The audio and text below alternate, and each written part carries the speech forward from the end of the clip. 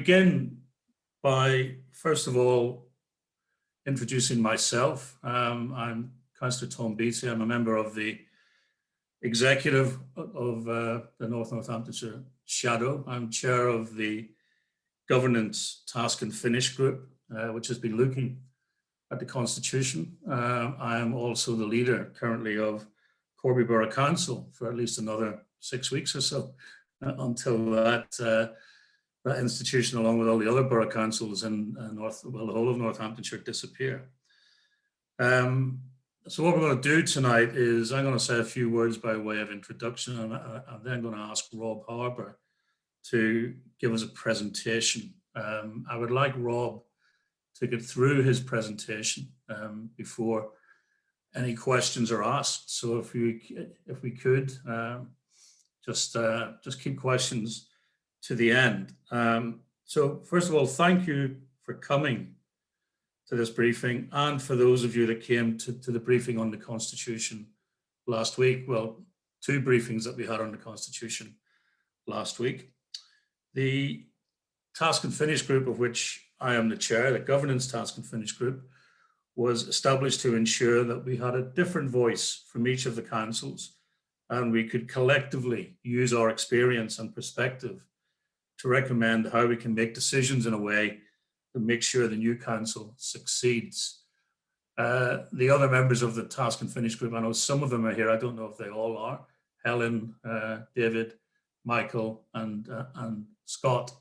They're the five members of the Task and Finish Group. I mean, and as I said last week at the Constitution briefings, getting five members of the Task and Finish Group to agree on a Constitution was always going to be difficult. But getting up to 150 odd members, such as we have on the North Northamptonshire Shadow Authority, to agree is, well, almost impossible. And I think that's even more the case when it comes to planning.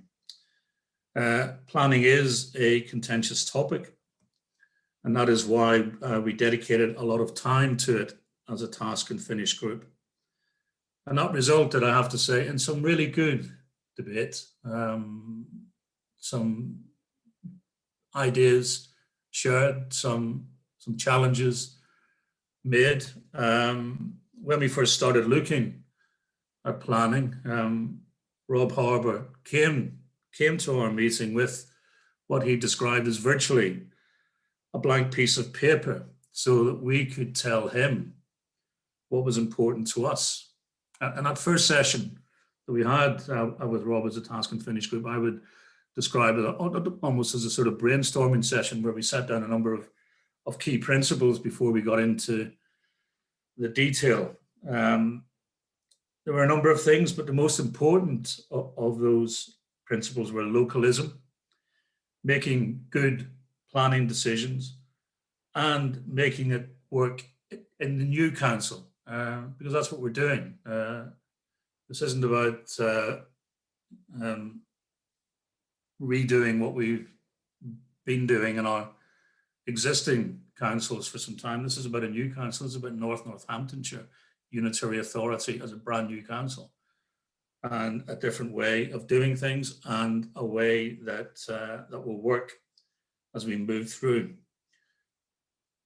Rob came back to the group some weeks later with the proposal that he is presenting tonight, and having listened to the work and evidence from Rob and the chief planners from all the councils, we supported that as a group. There are other options available, which Rob will also present, but I have to say on behalf of the Task and Finish Group, we're supporting only one of them, and that's the presentation that Rob will give. So I will hand over to Rob, who's the Assistant Director for Growth and Regeneration. I would, as I said at the outset, politely request the questions are taken at the end rather than throughout. So Rob, ready when you are. Great, thank you very much, Chairman, and good evening, members. the chair's already introduced me, really. Rob Harbour. So my current role is Exec Director of Growth and Infrastructure, and that's a shared role across Wellingborough, Kettering and East Northants councils. I have been the lead officer on the Planning and Development LGR work stream for North Northants. And from April will be the Assistant Director of Growth and Regeneration for North Northants. So I'm going to start the presentation flying solo, but then partway through I will, oh, I've lost the screen, bear with me a sec. There we go. But then partway through, I'll invite Adele Wiley to join me, and I think we'll probably do a bit of a double act with regard to the scheme of delegation. But first off, I'll talk to you about the proposals for planning committee structures. So if we could move on, that's great, thank you. So just to sort of talk you through the process, and Councillor Beattie's, no, that's it, thanks Ben. Councillor Beattie started to describe the process that we've been through. It's fair to say that you know, this is an issue which has obviously been exercising chief planning officers' minds for quite some time, and they've done quite a significant amount of background work. I'll talk a little bit more about that in a minute. But in terms of gathering data, and looking at examples of how other unitary authorities are set up. What I did at the outset, though, was, as Councillor Beattie described, was to start a conversation with the Governance Task and Finish group, really with no preconceived idea around what might become the final proposal. And we started that with a blank sheet of paper. We talked in the first meeting, and it was a very helpful and constructive discussion. We talked more around the issue of the principles of committee structures and what was important to North Northants. And again, I'll talk a little bit more about that as we go through the presentation. And then I went back, reported back to chief planning officers, and taking what we had agreed through the Task and Finish group, we put together what we felt to be the most suitable proposal for a committee structure, which I then took back to Task and Finish group and presented that to them. We had another really constructive meeting, and then from the back of that, we've done a little bit more further work on that, and it's through that that we arrive here tonight to put these proposals to you. Moving on. So I mentioned that the chief planning officers had done quite a lot of background research. So some of the things that they did looked at about 10 unitary authorities, and what we did was we identified the 5, I suppose, closest neighbours in some respects, the 5 either side of North Northants in terms of their scale, you know, the size of the populations that they serve, etc. So we've got, in ascending order, the 5 that are larger than North Northants, and descending down the 5 that are smaller than North Northants, but our sort of 10 closest neighbours. Chief planners also spent a significant amount of time gathering planning application data. And what they did was they looked at the last 3 years worth of planning application data by ward. Of course, that's the district and borough wards as we have them at the moment. But then we had to transpose that into what will be the new wards for North Northamptonshire, so that it gave us some good data in terms of the trends in respect to the number of planning applications that tend to come out of each ward area. Of course, that's not going to be a precise indication of what will come forward in the future, but I think it gives us a good idea of what's likely to be generated across each of the wards of North Northamptonshire going forward. So that's an average of the last 3 years worth of historic planning application data. We also looked at the ward geography of the new North Northamptonshire Council, and as I say, we then transposed the data across, and we also looked at the functional areas within North Northants, of which there are some. So when I talk about functional areas, I'm describing to you what might, for example, be the key economic functional areas, where, for example, Kettering and Corby form an economic area, and Rushden and Wellingborough also form the other key economic area in North Northants. So they're the two key ones. And then, of course, in other planning terms, there are other functional links. So, for example, in terms of hierarchy of settlements, if, for example, you're a resident of a village, it's where you would look to in terms of your shopping. So that might be convenience goods at a general store or something like that, but also comparison type goods. That's not your everyday sort of weekly shop. That's the kind of things that you might only buy infrequently, and therefore might go further afield and compare prices on. And of course, as you'd imagine, there are functional links there between villages, towns, and the larger settlements of Kettering, Corby, Wellingborough, etc. So Rushden, etc. So we looked at all those areas as well. Moving on, thanks, Ben. So just in terms of where we then got to in the initial discussions with the Task and Finish group, I think that what we agreed through that first conversation was that we had in front of us a relatively one-off opportunity to really rethink how we could best design a committee structure for North Northamptonshire. And of course, that's not really an opportunity that tends to come along that often. So it is a bit of a one-off thing, and it seems, and I think the group felt as though it was an opportunity that we ought to try and grasp. Councillor Beattie mentioned localism, and that came through loud and clear, that it was very important to members, the issue of localism and local geography, and the importance of having local representations, making decisions about planning applications in their area. We talked a little bit about local geography, and in that respect, I think we recognise the fact that although we have a geography at the moment which in administrative terms is set out through the boundaries of the 4 sovereign district and borough authorities, but I think also recognise the fact that when we get to the 1st of April, those artificial administrative boundaries disappear.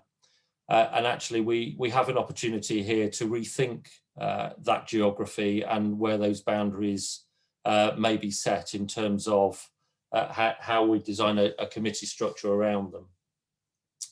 We also talked about the need to be able to support committees, and clearly that comes from a number of different areas of the authority, obviously from the planning service and the officers and the management within that, but also from the democratic services teams as well that have to provide the committee administration support, as well as also the legal advice to each of the councils as well. So there's a fair amount of support to think about in relation to each committee that's held. And of course, all that comes with an associated cost as well. So it's important, I think, to bear that in mind too. We touched on the idea in the first meeting of a strategic committee and local area committees. And that was in part led by this issue around the importance of localism. But I think we also touched upon what chief planning officers had seen from the vast majority of other unitary authority setups that they looked at, where that appears in the majority of them. That's split between the strategic committee and local area committees. But of course, we also need to remember that we have a history within North Northamptonshire around the joint planning arrangements and the joint planning committee and the joint delivery committee. So we already have, to some extent, a history of working both strategically and locally across North Northamptonshire. We talked a little bit about the need for political balance, and of course that's really important. And we need to ensure that whatever arrangements we put in place for committees, that we can achieve the necessary political balance. And then finally, we touched briefly on planning policy arrangements. But I have to say that the focus of the meeting was very much around development management and the planning committees that deal with that decision taking around planning applications. And so that really has been the focus of the work by chief planning officers and by the task and finish group moving forward after that initial discussion. Moving on, thanks, Ben.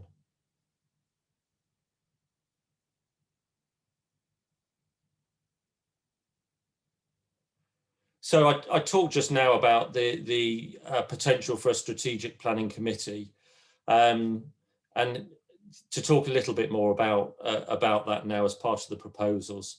Firstly, it's important to say that I'm talking here simply around the development management committee arrangements, nothing to do with strategic planning policy.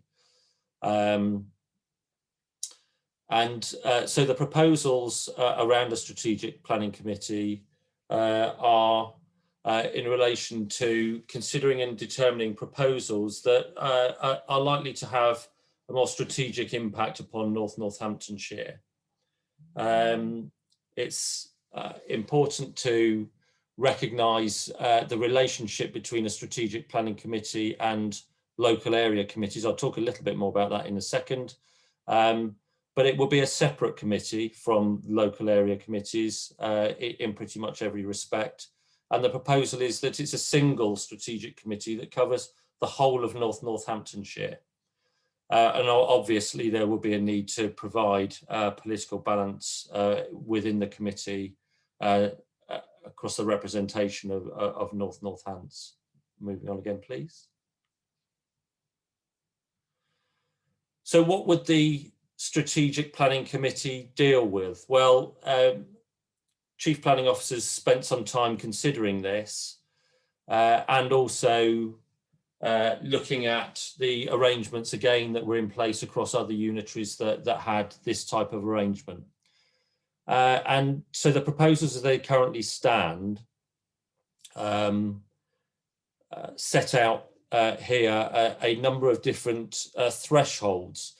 So essentially, for planning applications which are in excess of these thresholds, they would automatically fall within the domain of the strategic planning committee. So in housing terms, it will be housing developments of more than 250 units. In terms of retail, commercial and industrial, then it would be an application with a site area of over 5 hectares, or where the proposal included floor space in excess of 10,000 square metres. In energy production terms, over 10 megawatts or a 10 hectare site area site.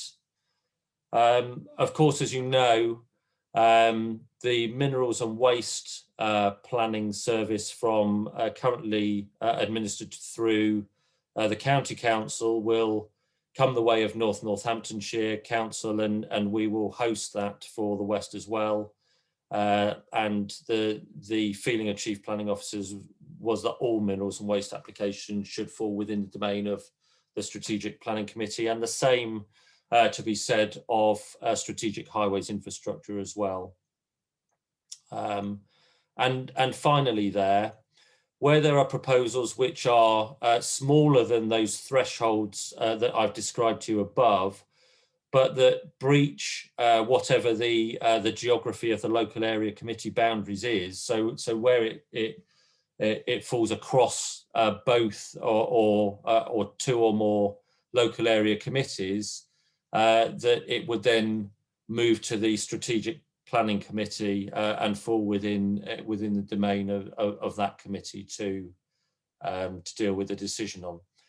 And before I move on, if it helps, just to give you some, I suppose, some feel for the kind of sizes we're talking about, 5 hectares, if it's easier to imagine, is probably somewhere in the region of 6 sort of international sized football pitches. And obviously 10 hectares, double that, so sort of a dozen international football pitches. 10,000 square meters floor space. In old money, that's about 107,000, 108,000 square feet.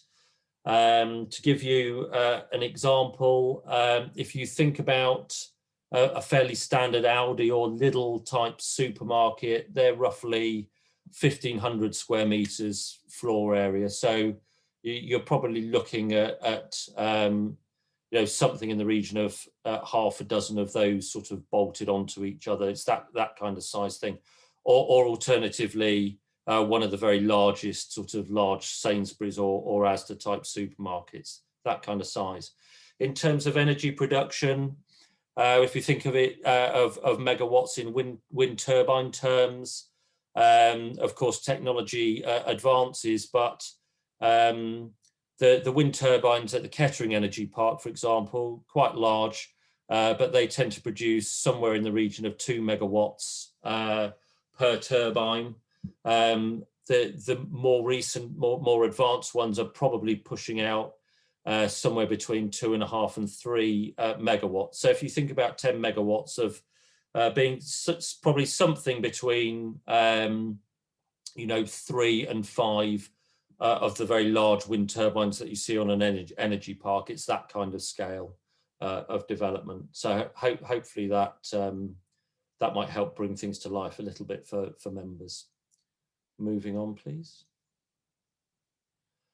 So in terms of local area planning committees, again, it's just important to stress that we're only talking about the development management function here. So the proposal is that falling into the domain of local area planning committees would pretty much be everything that fell below the thresholds that I've described to you in relation to strategic committees. So it's the scale of development which is less likely to have a strategic impact on North Northamptonshire. It's important to probably describe that we are proposing that the local area planning committees are not subservient to the strategic planning committee. Obviously, North Northampton Council becomes a local planning authority, but each of the committees would be the decision-making body for whatever was in its domain. So it wouldn't be the case, for example, that a decision could be deferred or pushed up to a strategic planning committee by a local area planning committee. It would fall very much within the remit of each committee to make its own decisions. Obviously, it's important to ensure that local planning proposals are considered by members from the relevant areas of North Northampton. That was something that we discussed at quite some length at the Task and Finish group, and clearly it's very important to members. And so obviously the local area planning committee proposals give an opportunity for that local representation across each area of North Northants. What we've also done with these proposals is to consider the area geography, so the new ward boundaries for North Northamptonshire, and the proposals that you'll see in a second follow the new ward boundary lines. And the reason for that, obviously, is so that what ward members wouldn't have is any ambiguity about whether or not a proposal within their ward was going to one area committee or another area committee. They would know that obviously if it was something large scale over the thresholds, it would go to the Strategic Planning Committee. But if it was under that, then it will be very clear to them which area committee their applications would be considered by. And of course, we also considered the functional areas that I talked to you about a little bit earlier on. So the proposals can consider that as well, so that in planning terms, hopefully it works quite well. And then finally, of course, that all-important issue of political balance that I've talked about several times already. Next slide, please. So this is the proposal which for the local area planning committees, which chief planning officers have proposed to the Task and Finish group. It's known at the moment as a northern area and a southern area. Although, as you can see, it's a little bit sort of lopsided. So it's certainly nothing like a sort of a United States state border, which you can draw with a ruler. Unfortunately, it's difficult, given the scale of North Northamptonshire, to provide this in a format which is more easy to see. But if I can help describe it to you, the boundary wraps around the southern side of Kettering, in between Kettering and Burton Latimer.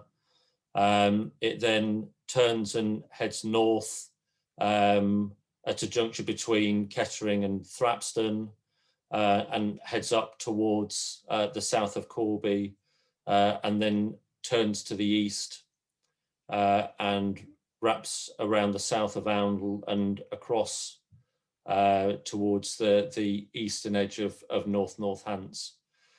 So obviously the sort of lilac-y lavender area is known as the north here, and that orangey peach area is known as the south. So that was the proposal that was put to the Task and Finish group. We had a good discussion around this, as you might imagine.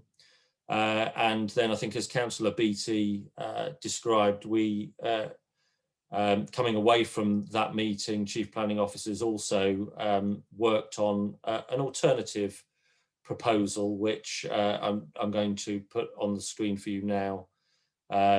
So here it is.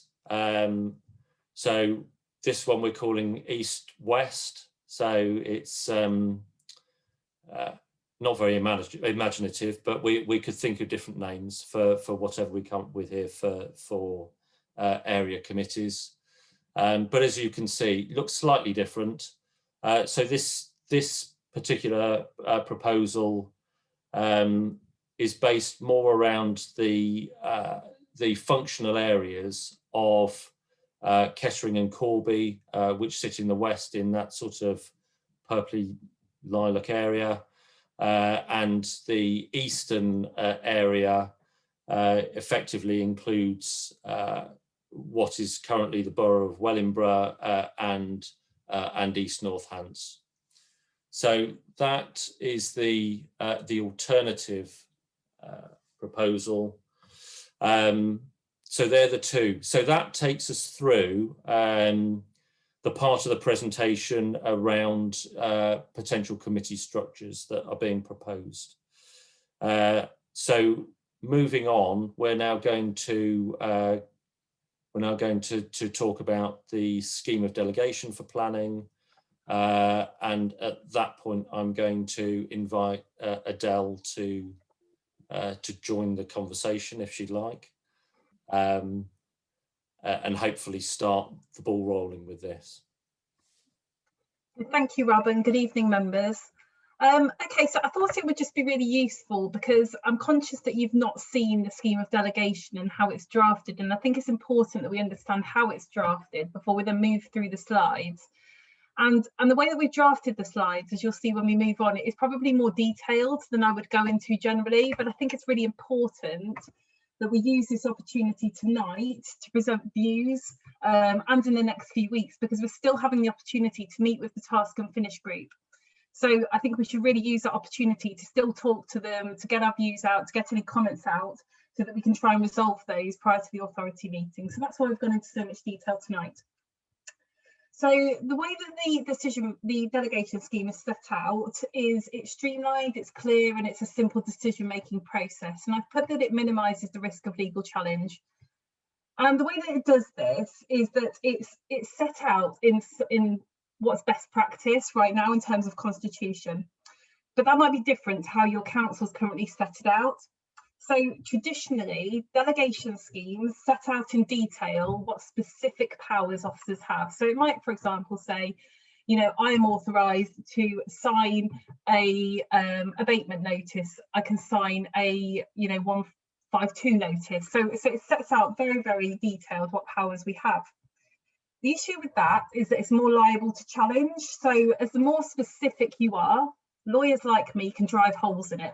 So that's why we don't like specific schemes anymore. So we go for more generic schemes. So just to give you a quick example of that is I undertook a prosecution for a famous pudding shop in Bakewell in relation to food hygiene. It was a really strong case, and environmental health officers have put hours and hours of work in, resulting in a 2-week trial. However, at a 1-hour preliminary hearing, the court found that we didn't have the authority to serve the statutory notice of them. And that's because one of the specific delegations missed out the ability to serve that notice.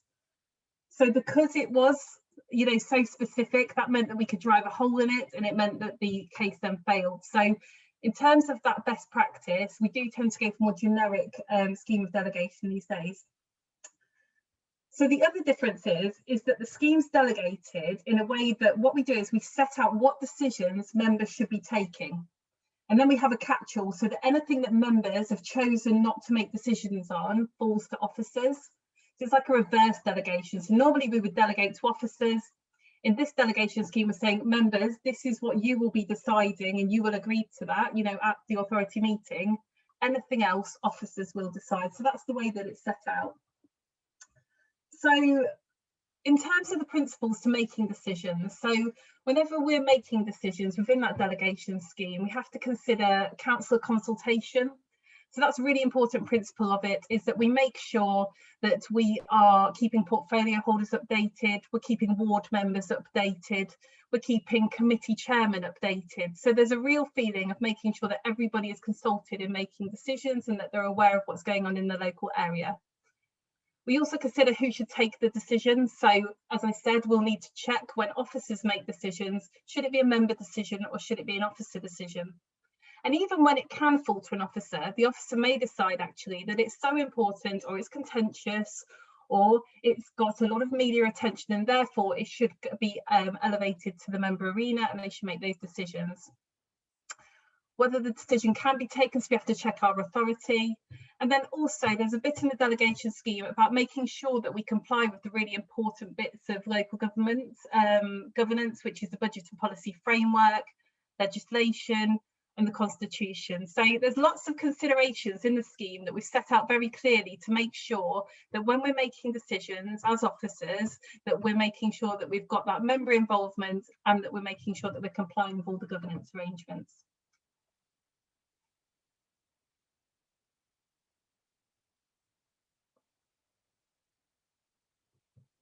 Okay, so this is the way that it's set out in terms of the planning delegations as well.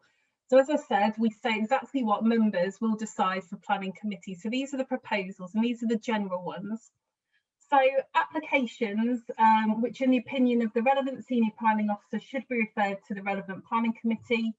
There's some examples within this, and these are examples, so there may be other areas as well that the senior planning officer may decide still need to be elevated to the planning committee and won't be taken under delegated authority with an officer.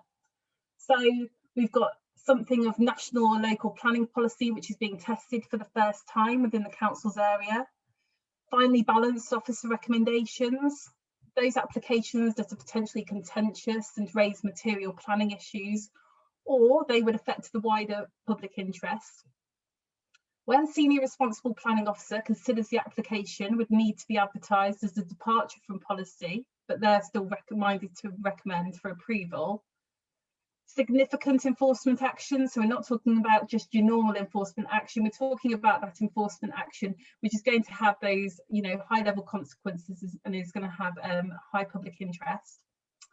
Applications where there is a written holding objection from a statutory consultee that's contrary to the officer's proposed recommendation, and where the officer has been unable to satisfactorily resolve with the consultee.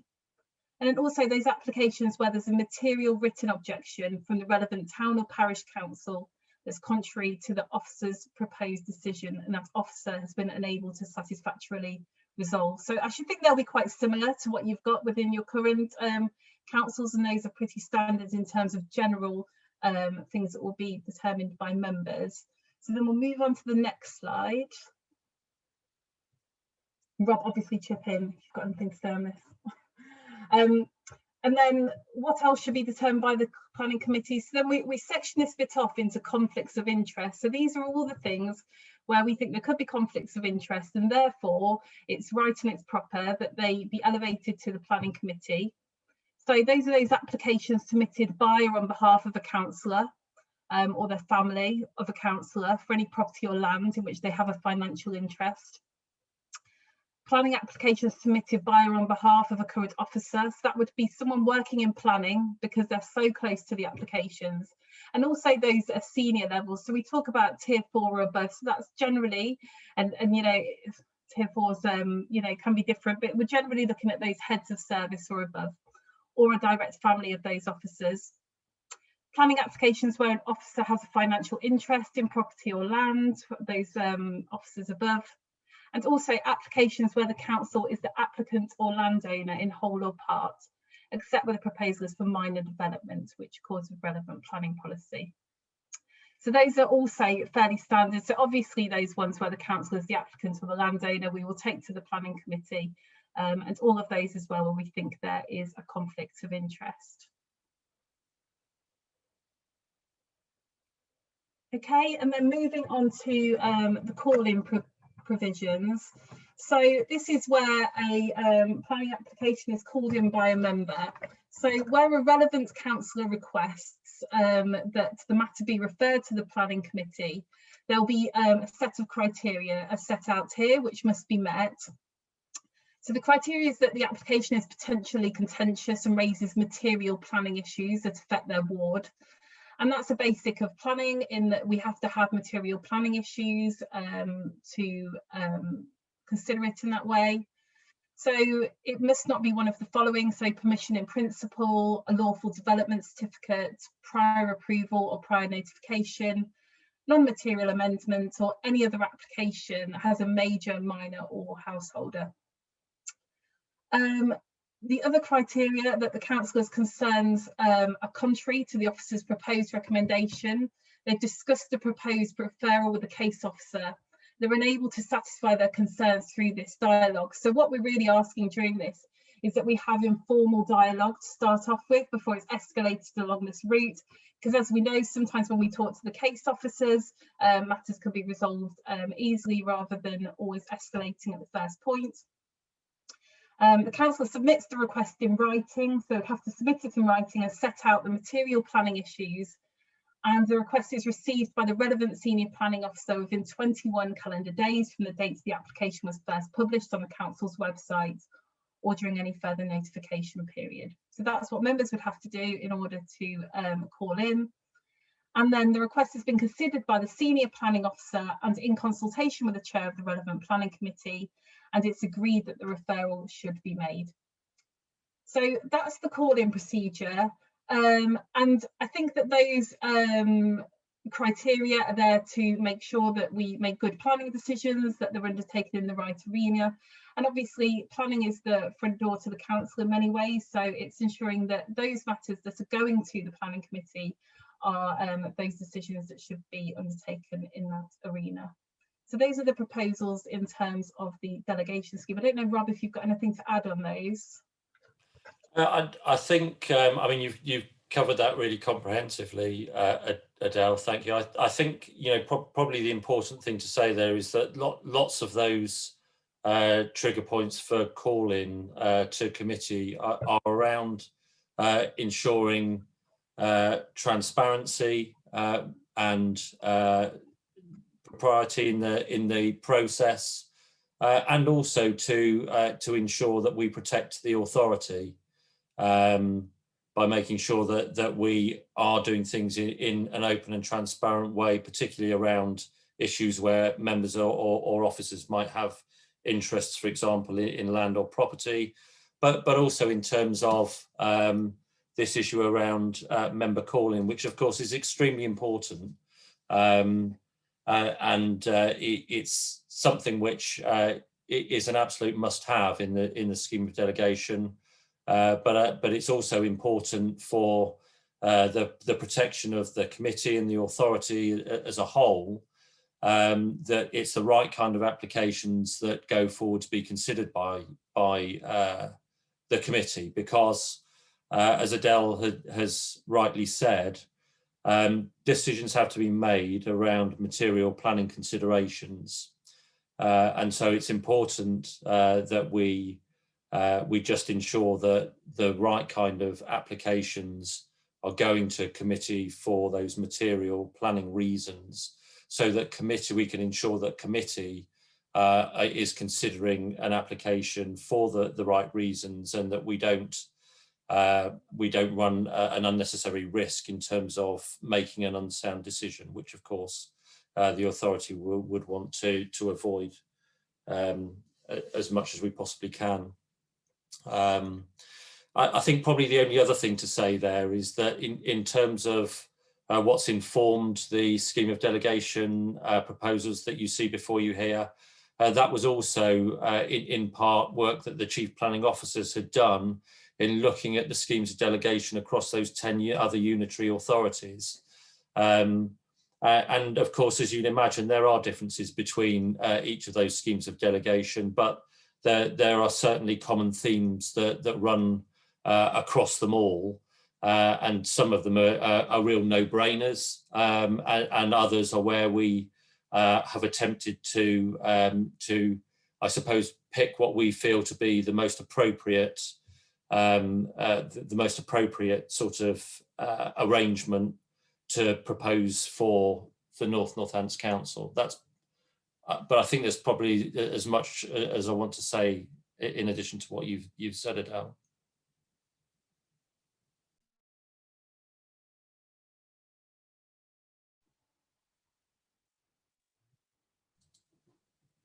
So, Chair, I think we've reached a point where we've finished the presentation. Shall we hand back to you, and you may want to open it up to members. Yes, thank you, Rob, and thank you, Adele. I should have said at the outset that before opening it up to questions, and I know there are a number of hands flashing. I don't know why the hand is flashing. I haven't seen that before, but Ben will call people in, I think, in the order that their hands went up.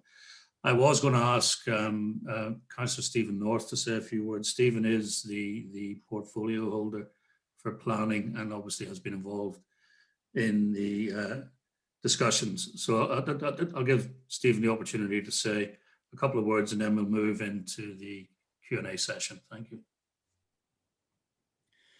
Thank you, Tom, and thank you for the invitation. As you say there, for those who don't know me, I'm Stephen North. I'm leader of East Northamptonshire Council. I've been on the Planning Policy Committee for 10 years and the Development Control Committee since it's been formed. And as Tom has said, at the moment, I am the portfolio holder for regulatory services and planning policy. So obviously includes this area. So just a few words from me, because I appreciate there's lots of hands up. I'm also very, very aware that this is a very contentious issue. So I'm sure it's going to be a very interesting debate to follow. So I'll be as quick as I can. But just in relation to this, and I have a conversation with Tom that I am supportive in general of the principles of this, which I'm sure many of you won't agree with for a number of reasons, certainly in relation to the structure being laid out. I absolutely think we do need a strategic committee, which I'm sure many of you will agree on that point, but I'm sure there's some disagreement on the area committees. Just very quickly, from my point of view, I appreciate that this is a new council and a new start, and I think you all know we've got the National Planning Policy Framework, we've got the Core Spatial Strategy, which is the Part 1 plan that covers Northamptonshire, that covers the larger sites. And of course, we've got our separate Sovereign Council Part 2 plans at the moment in various stages. But I think from my point of view, of course, it is a new council, and in time we do need to have some kind of uniformity going forward for all kinds of reasons, especially legal ones in relation to have uniform in planning decisions. I appreciate that's not instant and that will take a period of time, but I think in reflection that it is a new council. It is not however unfortunate it is a new council and not linked to our old sovereign councils, but I do appreciate that's going to be quite a contentious conversation. And in general terms, again, I'm sure there's various points in relation to the constitution, but I mean, broadly in principle with that, making sure that that members' voices are heard and actually calling procedures are there. And I understand it's a mixture of all parts of that. So I think I certainly don't want to hold things up, so I'll just pass in on my comment and thank you, Tom, for letting me speak first. All right. Thank you, Stephen. Ben, do you want to call the questioners in the order then in which their hands were raised? Yeah. Yes, so the first question is to Councillor Andy Mercer. Thank you, Chair. Thank you, Ben. I've been involved in planning for about 15 years at East Northants and about 6-7 years at the County Council. I was the chair of the Joint Planning Committee when we approved JCS. I'm also the current chair of the County Council's Planning Committee. So I've got quite a bit of experience in this field. There's several things here which I find unacceptable. The first one is the calling process allows officers to override councillors' wishes to call things in. It's not good enough that it's in consultation with councillors. It should be councillors in consultation with officers, not the other way around on calling. It's councillors calling. It shouldn't be officers deciding whether or not the call-in is valid. If you want to have someone else consult perhaps with the chairman of the relevant committee and let him make the final decision, but it shouldn't be officers.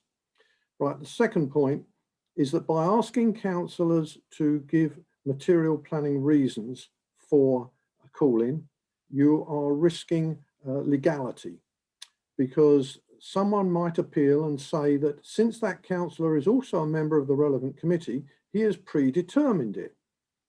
The moment you ask people to put in valid reasons for calling, you are treading on thin ice. I know that that is what officers like, and I've seen it on other councils, but you have to tread very, very lightly if you're going to do that, because you will end up sooner or later with a very clever lawyer in a high court saying that you've predetermined it. Right, next thing that I'm concerned about is the choices for area committees. When councils were set up in the past, it was generally the goal that every member of the council should have 2 committees they sit on. We've done some quick calculations and we think that with the North Northants unitary, there's a good chance that some councillors won't have any committees, let alone 2. Therefore, the argument that we need as few committees as this doesn't hold water. We should be having either more scrutiny committees or more area committees. My personal wish would be for more area committees. 2 is too few. The areas involved are too large, the population's too great. It means that councillors have got a huge learning curve to learn the whole geography of their area. 3 or 4 should be a much better choice. Right, next, I agree with the strategic committee. Most of it looks to be very sensible. The one area where I'm slightly concerned is what happens when you get a strategic application that straddles the border between North Northamptonshire and one of the surrounding authorities. Which committee does it go to? It's not clear at the moment to me which one it is. Right, now, the cost of committees has been mentioned as being something that is a problem and one of the reasons why only 2 area committees were suggested. But the majority of the cost in running a committee is the cost of the officers who have to write the reports on the applications that go to committee. And whether the applications go to 1 committee, 2 committees or 4 committees, the cost is exactly the same.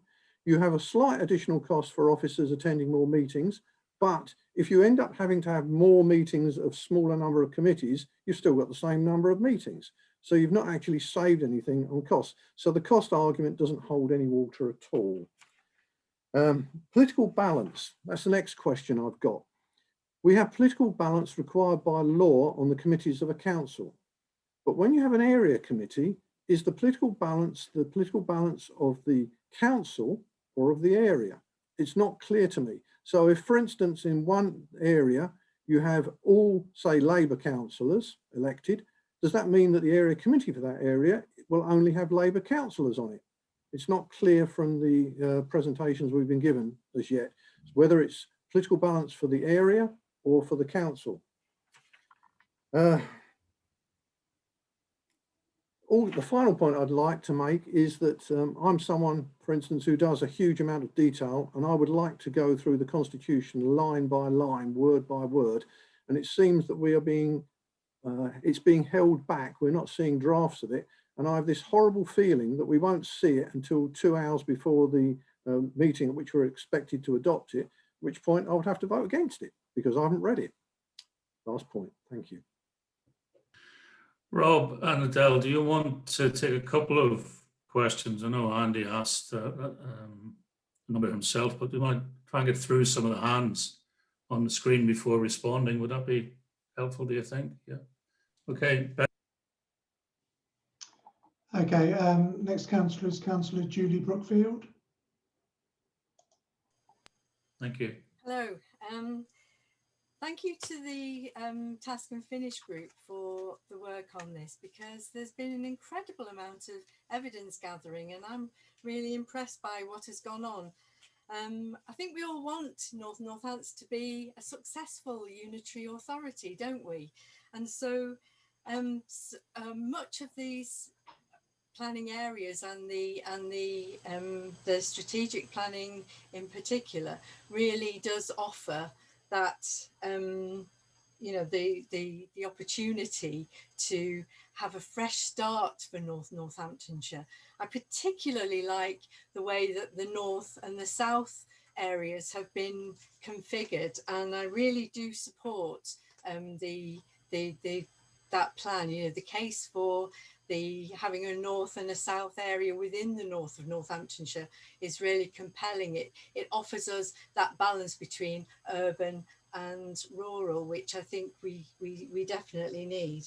I think in terms of planning and in terms of transport and infrastructure, our health planning education places and housing, it really does work having a large planning committee across the north and then across the south. So I just wanted to say well done to the committee, but also to press ahead with this north-south plan. I think it reflects where residents access their services, and I think it really does give us that opportunity for the fresh start that I talked about earlier. Thank you, Councillor Brookfield. So we take one more, Ben, and then we'll ask Rob and Adele to respond. Yeah. Okay, so we have Councillor Jill Mercer. Thank you very much. Well, I've been on planning at East Northants for many years and vice chair. I'm also on the County Council Planning Committee. East Northants, we do site visits for all the applications. I know some of the other authorities don't, but even if you didn't do for every application, trying to go to site visits for all the applications for such vast areas as these two area committees, I think it's going to be impractical.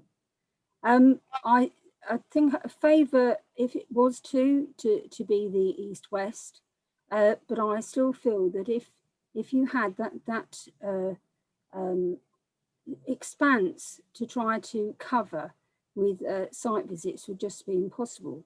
It's not just the site visits, it's the extent of the amount of work that will need to be done by those committee members. For instance, next week we have 12 applications on one committee for East Northants.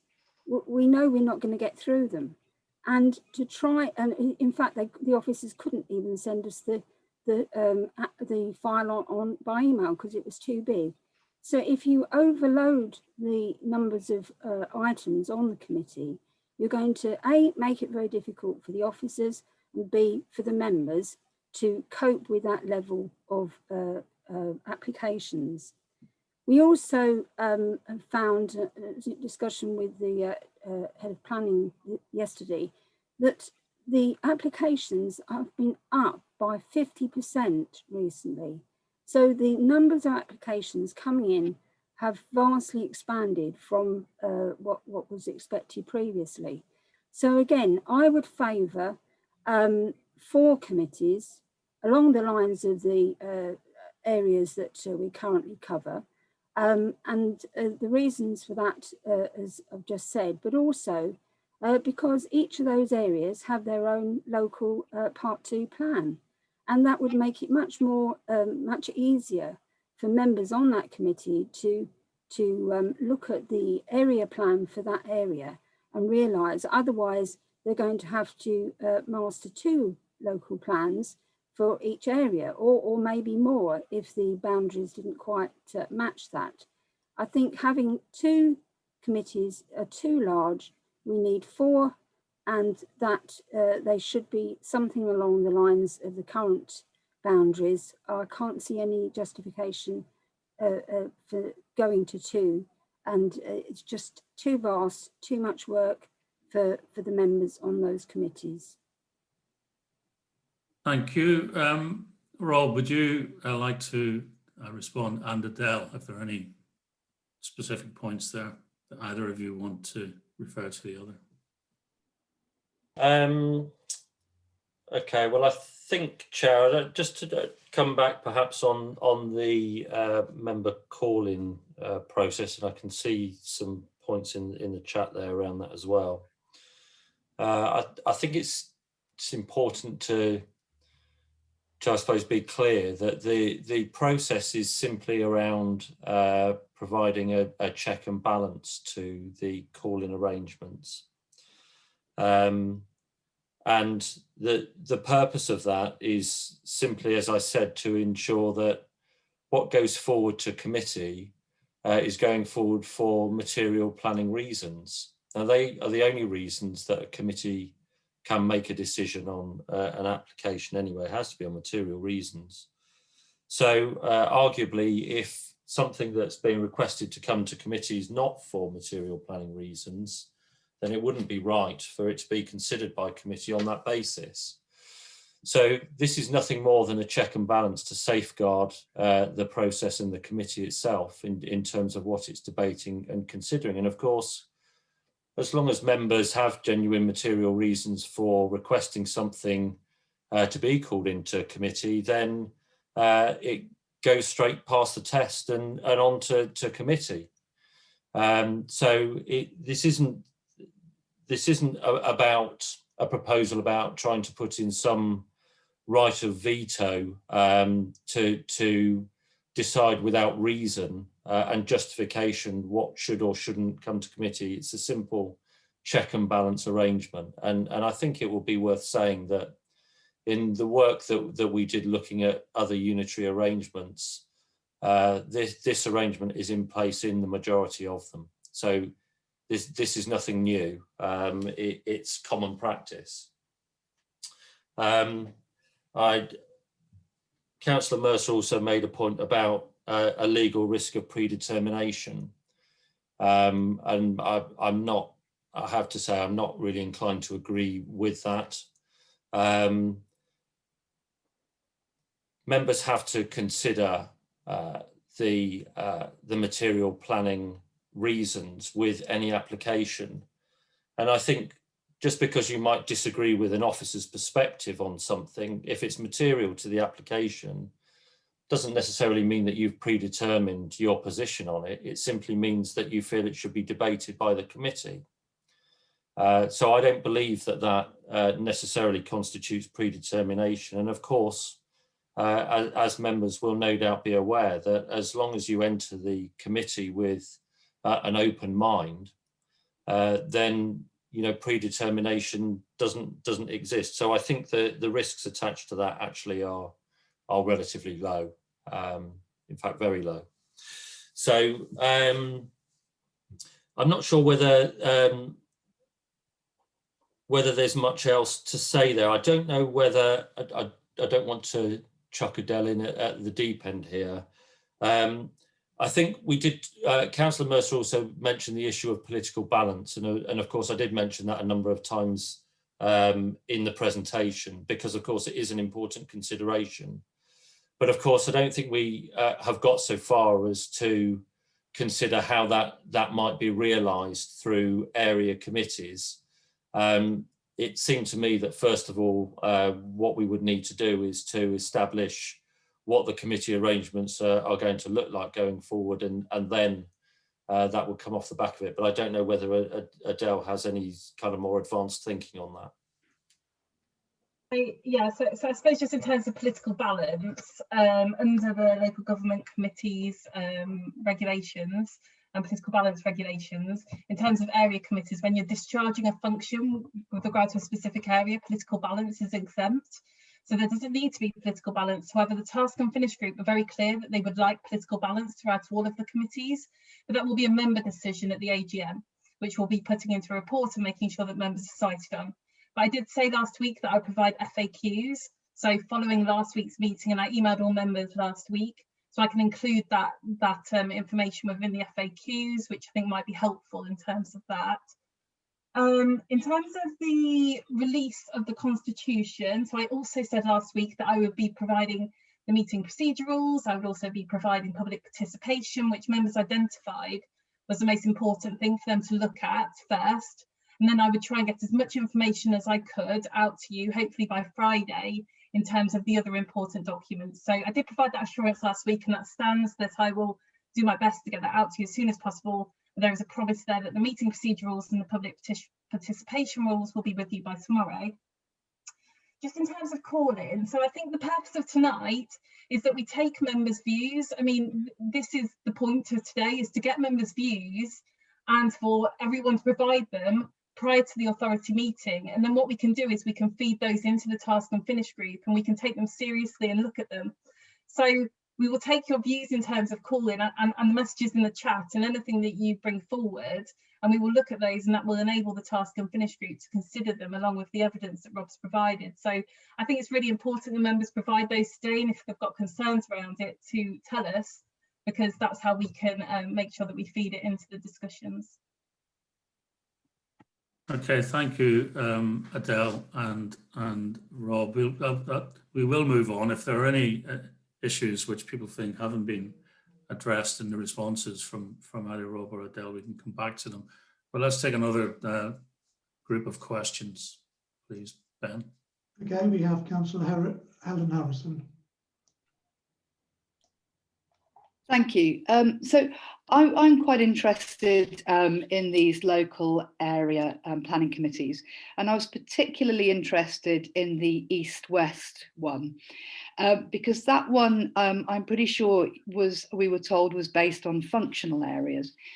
And that surprises me a bit, because the most northern part of the, what would be the East, is sort of based around Easton on the Hill, Kingscliff, Oundle, all of that area. And that area very much looks actually out of Northamptonshire to Peterborough and to Stamford and those sorts of areas. It doesn't look towards Rushden and Wellingborough, for example. And I was just wondering, looking at that, whether that might be right for turning it into a three local area planning committees. Because based on functional areas, it doesn't really make sense to me at all. And it looked like it might be quite a neat solution to those people who are worried that the two areas are too big. I don't necessarily have that concern myself, but if we were looking at that and thinking, how can we create more areas, that East area might be right for turning into three. I realise population-wise it might be awkward, but it was just a thought. Thank you. Thank you, Helen. Ben, next. Next, we have Councillor Brian Skittrell. Thank you, Chair. Yes, I sit on the Wellingborough Planning Committee and have had a long history with planning outside of planning committees. Good decisions in planning come from understanding where you're working, and it's expecting people to have a good understanding of half of Northamptonshire is just not realistic. I'm relatively recent on Wellingborough, and it's been quite a learning curve to get to know the peculiarities of the different villages that are outside my area of knowledge. And so I certainly feel that the 4 committees is a minimum. And I do wonder when I speak to my friends in East Northamptonshire, whether they're not overloaded with a single committee over there, especially with the area of East Northamptonshire is more than half of the area of this council. So they've been covering a huge area. And they're always telling me about how many things are on their list, or how long they spent in planning and how they never get to the end of an agenda. So certainly, I feel that how things are in Wellingborough is working well. And if you look at what's happening in Wellingborough, they're the #1 performing planning authority in the country. Their delivery is 105%. The members and the public are generally satisfied with their decisions, which brings me on to my next point. You looked at 10 comparative councils. Did you look at how they were delivering and how their results were being the satisfaction of the residents of that area with the decisions that they make? Because I think a good recipe for success is to look at something successful and do the same. Whether they're structurally different, it is almost, if they're structurally different and successful, then that's something to look at. But it's really difficult for you to persuade me that diverting so far in what is looking like one of the highest performing planning authorities in the country to a completely different model that's less democratic and less local is going to make the situation better in North Northants. And my final concern is around calling. One of the things I noticed was that members have to make their material planning concerns known within 21 days. Well, that's just ridiculous. Members aren't planning officers who've got time to look at every planning application that comes through their ward. The way members decide whether they need to call in very often is being contacted by residents. And so you can't put a 21-day limit on members.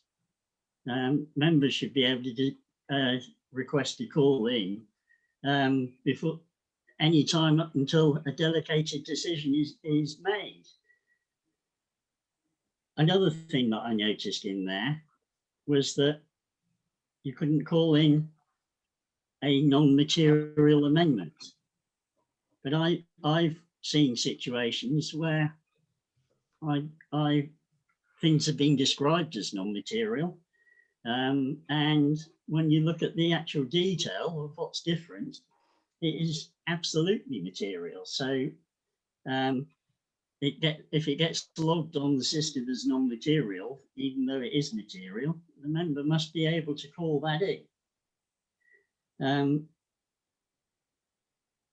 The last thing that I want to say is that, yes, ideally we only want material decisions to go to committee, but where there is a large public interest in a decision, you have to be transparent. And so you can go to committee and you can explain to the public why the application that's contentious cannot be refused. But you do have to be transparent. So you need to be open to that. Planning committees are where the community see how decisions are made. And it's important that that's transparent, even if the planning system isn't transparent.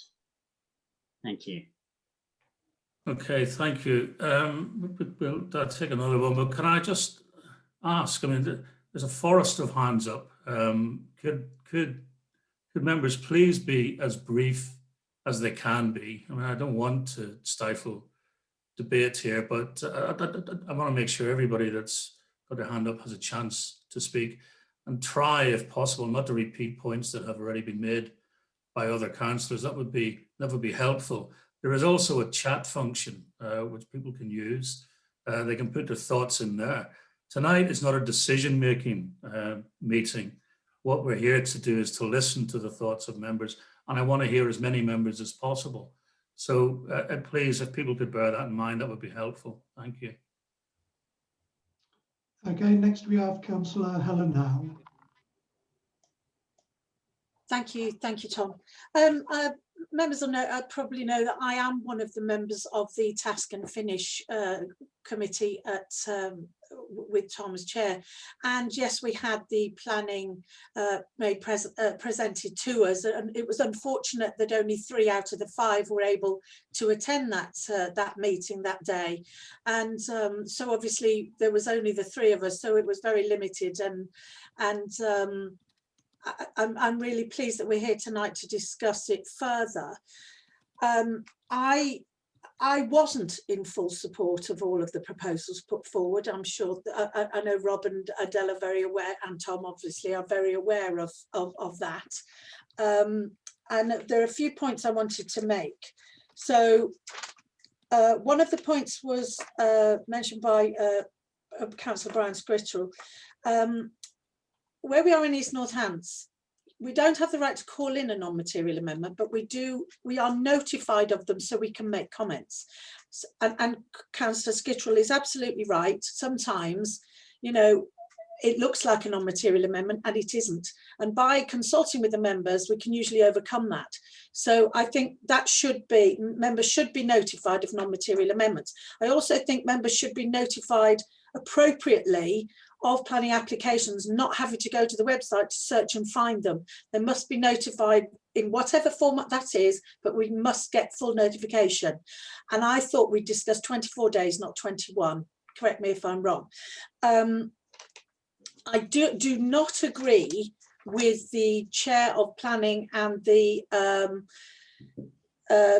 head of planning to make the decision as to whether they allow a member to call it in. Surely we should be giving adequate training to our members to enable them to be aware of what is material or non-material to be able to call these matters in.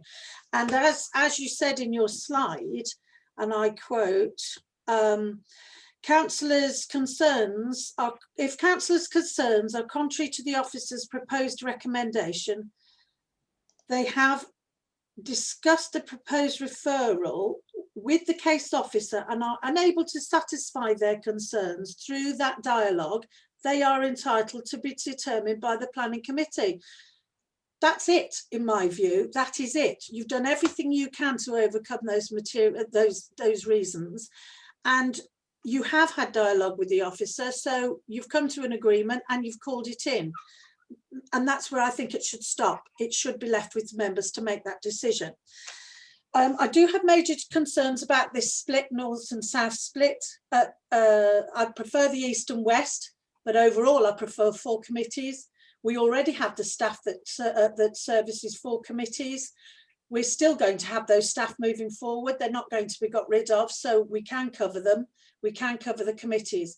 A concern I have is residents. How are residents going to get to these meetings and without having to do massive journeys to make representation at these committees? They are used to these 4. They are used to attending their local ones. They are happy with the distance they have to travel now. If we times that by 2, we are putting our residents at a disadvantage. I think I'm happy with the strategic planning level, but I do think, as I say, we need to consider more about the area committees and how that works. But we should never take away the residents' right to be able to attend a meeting fairly locally to them, and the ward members' right to be able to call an application in. Thank you, Chair.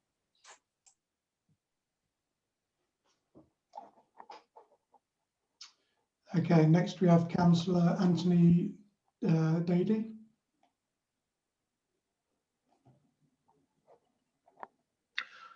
Well, thank you. Sorry. Before you go on ahead, Anthony.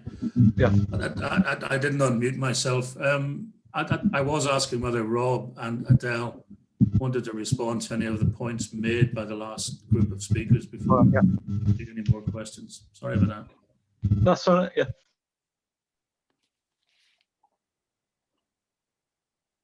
Chair, I don't really think so from my point of view. I mean, you know, I'm busy making notes here of everything that members have got to say, and I think that's useful.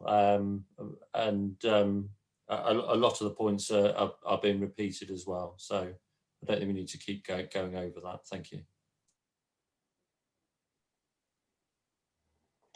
Same Councillor Beattie. I've not got anything more to add.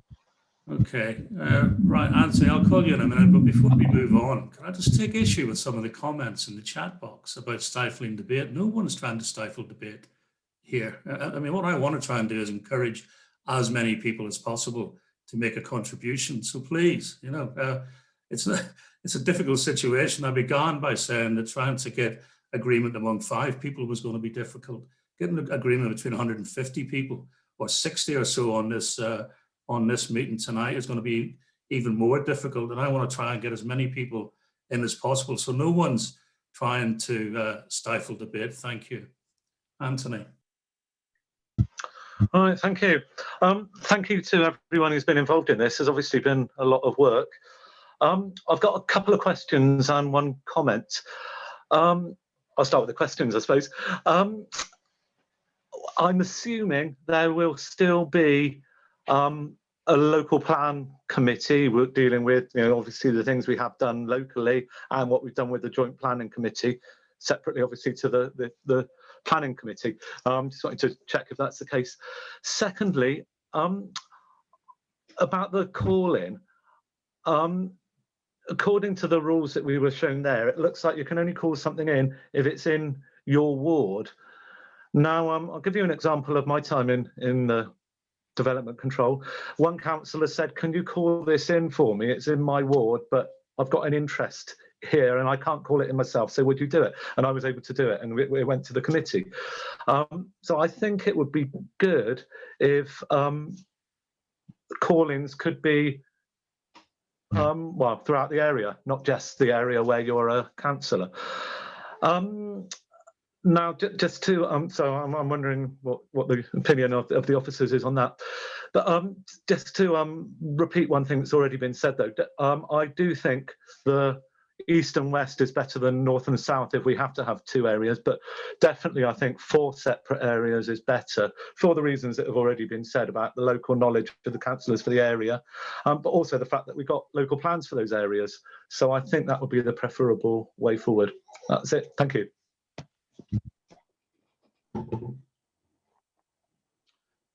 Okay, we've got Councillor Graham Lorman. Thank you. Yeah, I just want it started with saying that this needs to be open and honest, and I would add transparent to that, very much so, which means it must be accessible for people. So some things that I'm going to mention weren't mentioned in the thing, but I think if Rob's taking notes, they'll be useful. So there's things like, at what stage will the committee be accessible? Currently at Wellingborough, you can ring up, well, normally without COVID, up to midday on the day of the meeting and be allowed to participate. And the point about them being held locally post-COVID is important. Site visits, I think Councillor Mercer mentioned site visits, but they're important, but they weren't mentioned in the presentation and they need to be on request. I fully support those who said that we need 4 local committees rather than 2, which should be based on the current boundaries as far as I'm concerned. That they're understood by people and they're trusted by people, and they also would help the officers because they'd be in the initial period while everything's bedding in, they'll be operating in the areas that they know.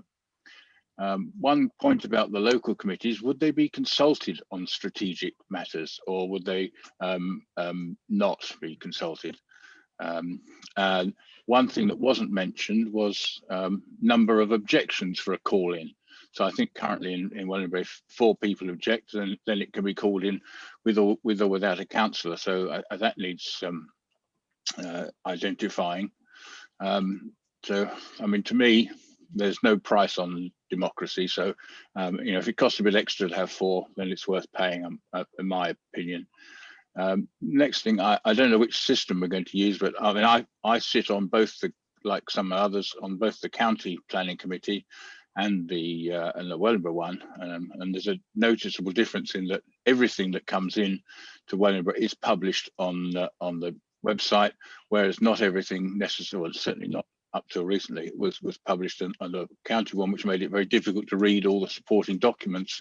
And like Councillor Mercer, I like to read all the supporting documents before the committee, and of course you can end up I mean, on the county one, you go from Warmington one week to Helmden the next, so you really are out of your comfort zone geographically.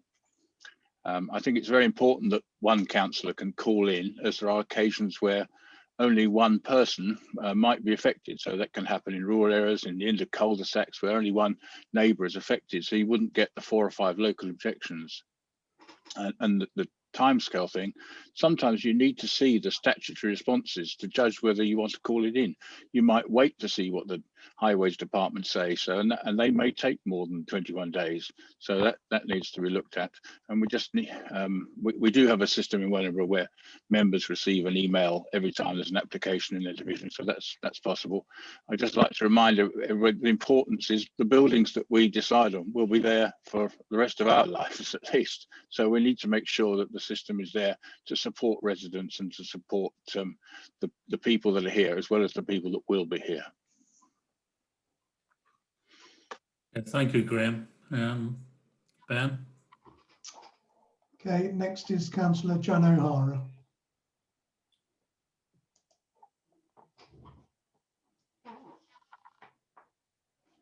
You're on mute, Jan. Yeah, sorry. I think a lot of the points have just been raised. It's just comforting, really, to hear that a lot of views are being taken into account. And I think it's imperative that, you know, Rob has already said he's taking notes. I think going forward, I think there's been some very valid suggestions raised, and I think it might be worthwhile to have another meeting. Officers have had a chance to peruse and then come back to us and have the meeting. Really, I think that would be more conducive to having a debate tonight. Just need to convey what's going on. What I want has already been raised, so I won't waste any more of anybody's time. Thank you. Thank you, Jan. Is there anything that Rob or Adele you wish to pick up on? I mean, I think what people are making comments which are being noted, so that's good. But if there are any specific questions of clarification or anything that you need to deal with, if you could, that would be helpful. Yeah, Rob? thank you, John. I'm happy to come in on just a couple of points that were made, which I think were quite interesting.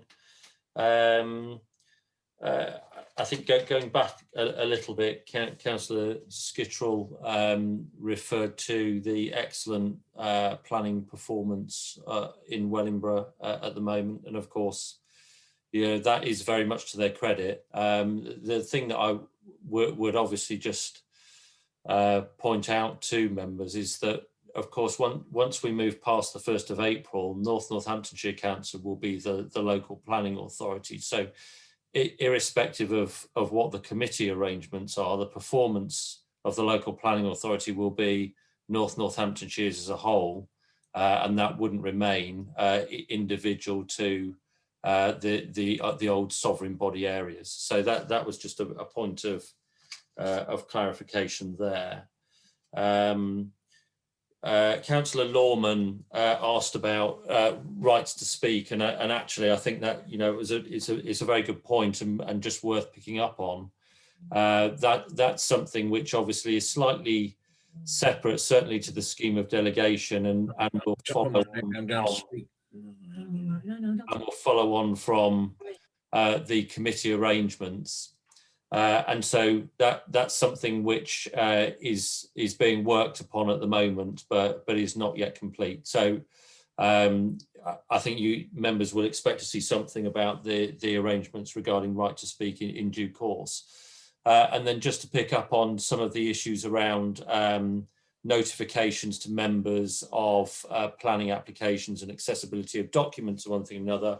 I think that's very much in officers' minds at the moment. What we will have, of course, when we move past vesting day, are the existing council's back office systems that they currently use. And some of those allow you to manipulate the planning information and to do some clever stuff with it. And I think one of the councillors talked about the fact that they got automatic notifications when an application came up in their ward, and some of the systems do enable you to do that, but not all of the systems that we have across Northants, I believe. So we're in the short term, we will do I think what we can to try to improve that around notifications to members. But we have to recognise that there are limitations with regard to some of the IT systems at the moment, as some of those are getting rather long in the tooth.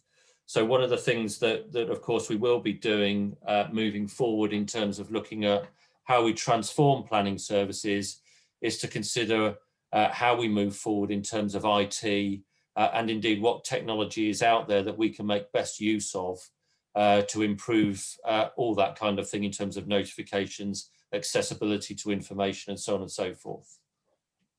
So I hope that's helpful, Chair. Yeah, thank you, Rob. I don't know, Adele, if there's anything you wanted to say at this point? No, it's fine, Councillor Beattie. Okay, fine. Okay, so we'll take another group of questions or comments then, Ben, if you don't mind. Next is Councillor Leslie Thurland. Thanks, Chair, and thanks, Tom, to you and your team for what you've done.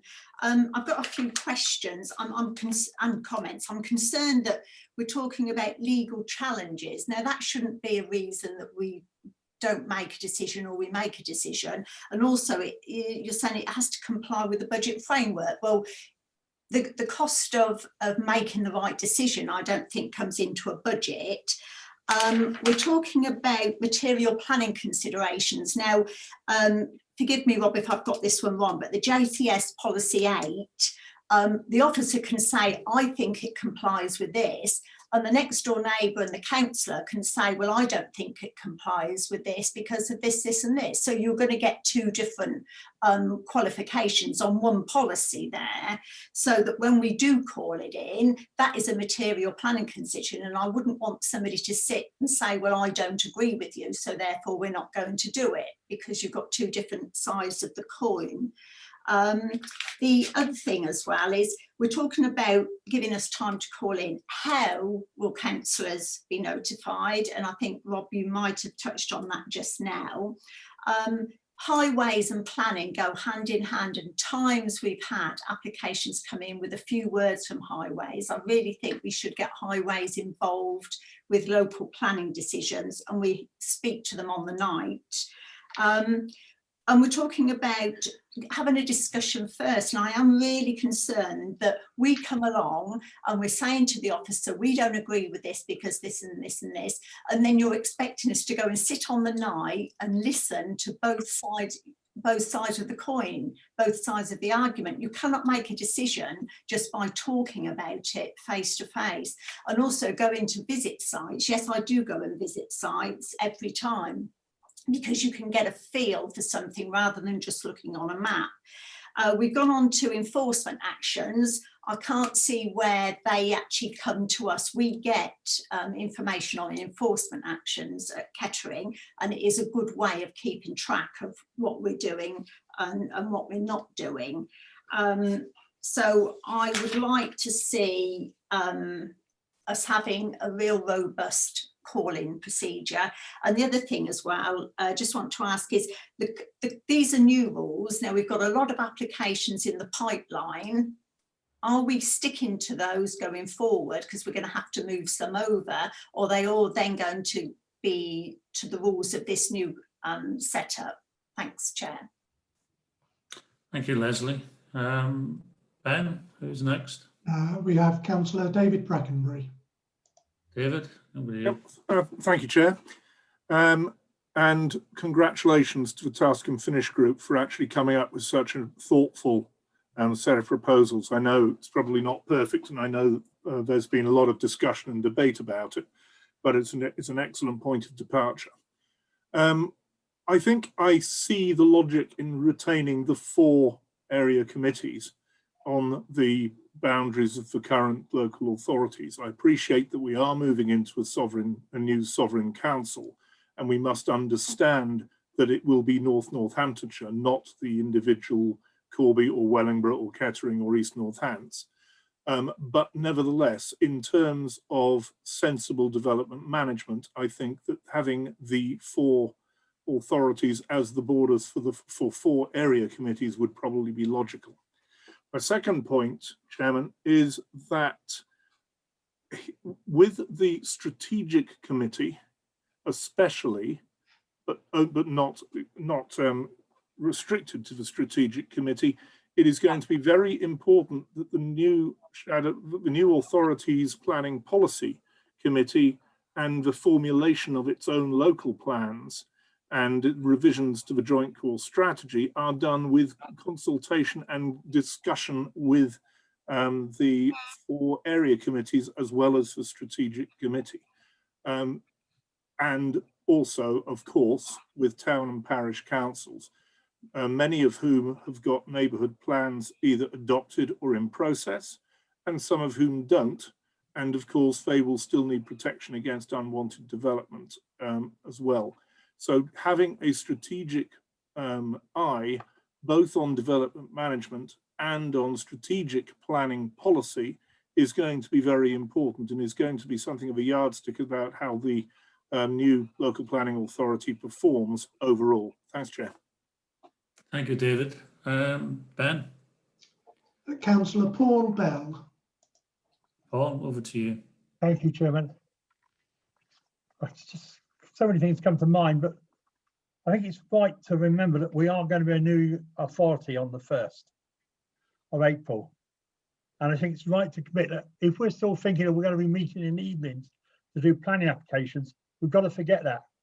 I can say this, that people who are applying to be candidates for the new unitary authority are expected to give 2 to 3 days a week.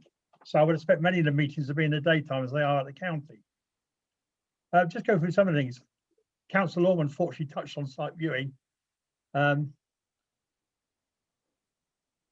where we have contact, it was mentioned that, you know, call-ins could be discussed with the chairman. I would always suggest it's always the chairman and vice chairman of a committee. There's another point. As you know, Wellingborough, and it's unique, and it'll be unique for another 6 weeks before we go. Someone mentioned about if we had 2 areas, which I actually favour, north-south, people couldn't come in it. But we've been using for the last 12 months virtual meetings. There's nothing stopping to have virtual meetings. At the moment, we can't even find a home for the shadow or the new authority for next month or April. We always have a rolling weather, but we're notified literally daily if we've got an application in our ward. We're also notified, we have to give reasons as a ward councillor why we're asking it to be called in. They normally have to be a material reason, overdevelopment, noise, traffic, something like that. And that's normally no problem. And that applies to the parish and town councils. What worries me is we talk for committees. And if we're going to take out members from that area, let's assume the size of the committee is maybe 11 or 12 or 13. If you take one member, it will only have 18 unitary councillors from the 1st of or 10th of May. That means at least half of those councillors are going to want to do planning. And not every councillor wants to do planning. The ones here tonight clearly want to do planning, but there's 78 councillors and at least 10 of those will be barred because they'll be cabinet members. We have to think, lost my train of thought. Let us remember that we are a new authority. There's no need to take everything forward, but take the bits from the good of our present 4 authorities to create a new authority. And what's going to happen if you have 4 area committees and one's falling behind with planning applications? As Rob would say, it will actually bring down your planning figures. And if you get to a point where one of them was a number of years ago, the government threatens to take your planning powers away from you. Do we want that, or do we want to be up in there in the top echelons? So you have to look. Maybe you're not, most of you may not agree with it, but you've got to look what's going to be good for North Northamptonshire and the people we're there to represent. Thank you, Paul. I think I'm going to try and push on and bring in a few more people, unless there's anything specific Rob or Adele want to address from what's just been said. No? If not, then Ben, can we just take another set of questions and comments, please? Okay, next we have Councillor Wendy Brackenbury. Wendy, yeah. Sorry, thank you. Just trying to unmute. One, I'll try to be very quick. One, I agree with the strategic committee having one. And Tom, this was a question to you. Presumably there had been discussion within the task and finish group whether we have 2, 3, 4 local committee area committees, and I wondered how the task and finish group came to the agreement of 2. Calling, a lot of what I was going to say has already been said, but I think actually only allowing call-ins for material planning reasons makes it quite difficult for councillors. I think there are the occasion when councillors would become aware of an application in their area that it would be good to be heard in public. I know those decisions would have to be made upon material planning reasons, but there are times when it would be good for not just transparency, but for the public to hear the debate and not be delegated. And finally, I know virtual meetings, there needs to be legislation to hold virtual meetings, but is there anything to stop us allowing members of the public to make comments when they come, for example, when they come to speak at a planning meeting at 7 o'clock or 7:30, for example? Is there any reason that stops them, prevents them from actually being able to give their speech virtually, particularly at the time of the meetings? At the moment, we have 7 or 7:30, and some people could be coming back from work or have just got back from work and they don't have time to get to a planning meeting. So actually, I think if we can allow members of the public to address the committees virtually, I think that would be a good thing. Thank you. Thank you, Wendy. Next. Next we have Councillor Martin Griffiths. Thank you, Ben, and I anticipated a lively debate tonight, and I think we're having one, which is great. I've been on planning for all bar 1 year of the 14 years I've been a councillor. I've also been part of a council, as Brian said earlier, who in 6 years has turned its planning performance from possibly having its powers taken away from us by the government to the #1 planning authority in the country. That hasn't been done by accident. It's been done with a lot of hard work. And we're now delivering this huge level of growth, jobs and retail in our urban extensions right across Northamptonshire. In doing so, we're protecting our wonderful rural villages and keeping their integrity at the same time. We must always stick to material planning matters. We must keep, sorry, somebody interrupted. We must keep politics out of planning, and we must avoid NIMBYism, which, as we know, not in my backyard, regularly comes forward. And we have taken all of that out. And that's one of the reasons that we are now delivering, but still protecting and the wishes of our residents. The strategic planning criteria that was set out earlier, for me, was absolutely fantastic. I can't see any dissension tonight from that. So we're talking about 2 or 4, but really it's 3, because that committee is going to take a considerable amount of the work from the other 2 or 4, if that's what's decided here tonight and in future. But a couple of things that have been said. I'm a great believer in site viewing, but not everything. You know, you cannot expect to site view everything. Why would you site view something that has officers' recommendation for refusal on policy, planning, or legal grounds? It just doesn't make sense to site view that. And you can always defer later for a site viewing if in the course of debate at a planning meeting, that option is before you. And I can't see anybody saying it isn't. So in a nutshell, I think there's some very good points been made with regard to the call-ins, and I think they will be taken on board by the officers here tonight. But I want to say a big well done to the Task and Finish group. They've done exactly what we've asked them to do and what they've been expected to do. And that is, we're transforming from 4 councils into 1. And it makes absolute sense, does it not, to cut the workload, because we've got to save money, have we not, Councillor Jelly, as we've got to deliver a balanced budget. And there's absolutely no doubt that having more committees will cost more officer time and also has the danger of bringing our levels of performance down instead of up. That's the bit that worries me. So I just thought I'd throw those points in, Tom, but well done to you and the committee for coming up with this proposal. Thank you, Martin. And I'll take one more and then I'll see if there's any response. I know I need to respond to a question put directly to me by Wendy, and I will do that. But Ben? Next is Councillor Ian Jelly.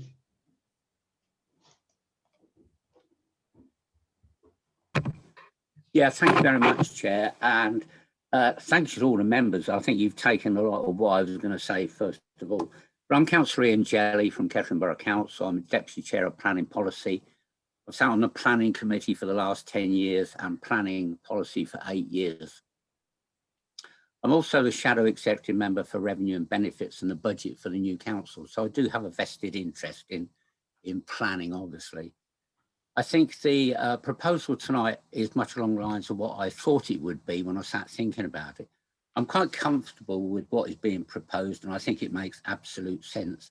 I'm sure the officers will take back all of the comments from all the members tonight and feed this into their revised thoughts on this going forward. One thing I was a little bit concerned about was local committees. I would like to see maybe 1 or 2 more parochial committees, thinking of the revenue coming in from planning applications for the new budget. You know, we don't want too many delays in getting the revenue in. And if you only had 2 committees, that would sort of stifle the amount of money coming in from a financial point of view. It's not perfect. I think, you know, it's a first draft. I think the officers have done a good job, but it can be finessed in time.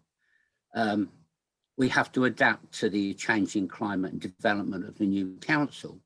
I like the idea of the strategic planning committee for future applications with the potential that could have significant impact potentially in Northamptonshire. Going forward, we're a brand new council, as Councillor Paul Bell said. You know, we've never done before. This is the first draft. We can take back and we can take guidance from other people who've done it, but we need to develop it for what's right for us and not what's right for others. I think it's a very good proposal. Let's see if it works. If it doesn't, let's change it. It's easy enough to do. It's a proposal for a start. We've got to start somewhere. I think let's get it as good as we can for day one, safe and legal, and move on. From my point of view on the finance, I do have concerns about potential legal challenge. Councillor Furlan said, you know, it's not particularly necessarily a problem, but a significant legal challenge could have a massive impact on the budget going forward. We have to be aware of that.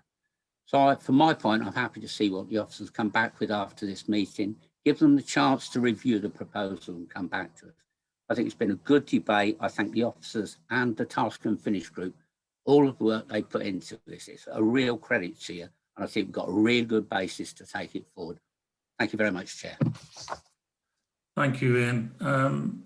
I'll respond directly to the question put to me by Wendy. In terms of the Task and Finish group recommendation, like all Task and Finish groups, it's not a decision-making body. We don't take votes. We try and arrive at a consensus. And that's not to say that everyone agrees with every dot and comma of everything. And I think Councillor Howell has made it clear tonight that she has reservations about a couple of aspects of what the proposal is. If it's felt that I, as chair of the Task and Finish group, have somehow misrepresented the views of the Task and Finish group, that's not what I intended at all. I feel, and I think the fact that Rob Harbour has supported that the feeling of the Task and Finish group is generally in favour of that proposal that has been put with the two area committees. There may be some nuances about how that border is drawn, but if there is concern that I've somehow, you know, exceeded my remit, then I will hold my hands up. I don't think I have, and I would hope that my colleagues on the Task and Finish group will agree that throughout the process, throughout the whole of this process, I've played as straight a bat as I can. And I think all the chairs of the Task and Finish group would probably feel the same way about that. But that's an answer to your question, Wendy. Thank you, Tom. Can I just say I wasn't suggesting that at all. Like, from what I know of you, you are straight and very fair. So I really wasn't suggesting that. I just wondered how the Task and Finish group had arrived at the two. Thank you. Okay. That's okay. That's okay, Wendy. We have a few questions left. Is there anything that Rob and Adele particularly want to pick up on, or should we try and work our way through the remaining speakers, and then I'll try and sum up. But at some point before the end, I would like to ask Rob Bridge, the Chief Executive, who's with us tonight, to say something also. Rob, Harbour, and Adele, is there anything you're dying to get off your chest? No? No, I don't think so, Chair, thanks. Okay, and Adele, yeah? No, thank you, Councillor Beattie. It's been really useful getting some feedback. Thank you. Okay, right, then we'll take the next tranche of questions, please, Ben. Okay, next we have Councillor Andrew Scarborough. Yes, thanks very much. Can I say, first of all, that I share the concerns raised by very many councillors about two specifics. The first is the scheme of delegation leaving, in my view, far too much to officer discretion. particularly around calling. I think those points have all been well made. I also noted that at the start of the presentation we referred to localism, then a set of proposals that appeared that totally trashed any sense of localism by going to only 2 area committees. I have been to Warmington, I think possibly stopped there once, but I don't suppose many people from Warmington spend much time in Wellingborough. It's very clear to me that we need, if we're going to have any sort of attempt to have a local component to this, that we need more than 2 area committees. My personal preference would be to start with 4 and potentially adjust over time, depending on workload as things develop. I think that makes a great deal of sense. So I endorse the comments of many other councillors in that respect. I'm sure the Task and Finish group has worked diligently, but in that respect, I think it's mistaken, and it's mistaken because it's lost sight of localism. I think too that we need to be very careful in thinking about development control, development management, whatever you want to call it, and starting at shadow fears of things like legal costs, which lead us to be too risk averse. If we do that, we unbalance the playing field under the law between the applicant and those who have concerns about the application. A development management committee meeting, a planning committee meeting needs to be fair to all parties. And the danger, if you're too risk averse, is you're creating a developer's charter. And I've been worried by the tone of the presentation from officers in that respect, that we were in that place at one stage in Wellingborough. It was very bad for us. Wellingborough now has a robust planning committee that is not afraid to make bold decisions and to take the consequences if occasionally we lose an appeal. We rarely do, and we very rarely have to pay costs. Thank you. Thank you, Andrew. Ben? Okay, next we have Councillor Dorothy Maxwell.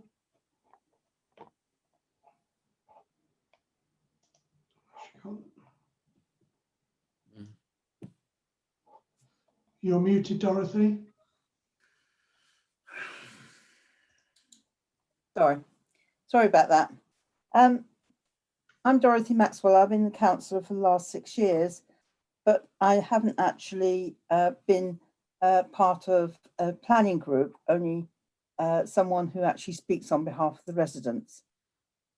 I think 4 areas have got to be kept, because if we don't, residents will not be able to be involved in planning applications.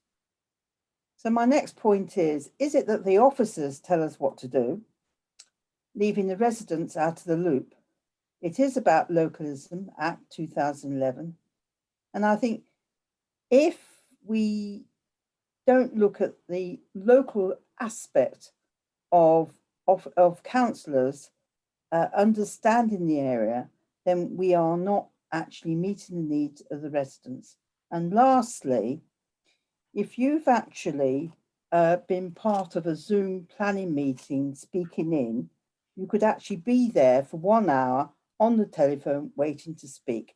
So that really at the moment is one of the biggest issues.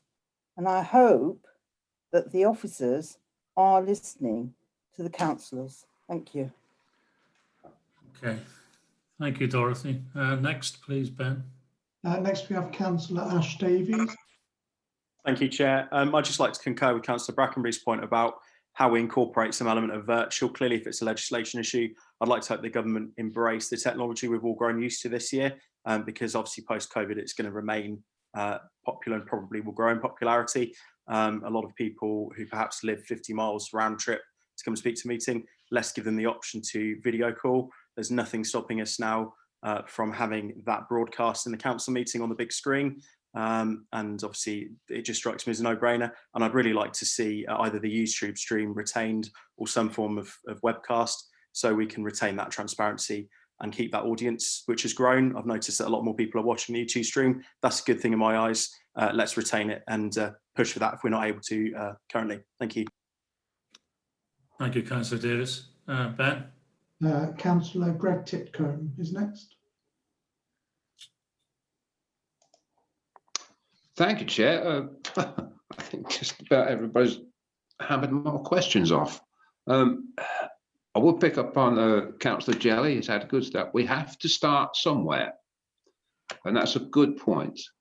So remember that. Let's not be too harsh about this. So I look forward to our next briefing and a further debate, no doubt. And it's a well done to the officers. They're wearing two hats here most of the time. So we've got statutory business we have to deal with. So, and also a good thank you to the councillors who obviously have been on planning committees like myself. I've been on for 12 years, something like that. And there is a lot of experience there. And we do have concerns about the residents who bring up things. So my thanks to everybody and the councillors for some sensible questions and queries. So thank you, Chair. That's all I have to say now. Thank you, Councillor. Ben? Councillor David Jenny.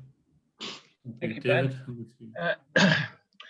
Well, Tom, to have managed to do this, you need the patience of Job. I know what it's like trying to keep one of those task and finish groups going, because we've all got very strong opinions. And I don't sit on planning management deliberately at East Northants because I would spend more time out the room than I would in. So my specific interest is much more towards the overall strategy side. And I just want to pick up one thing that sort of concerned both Steve North and myself over the last few weeks.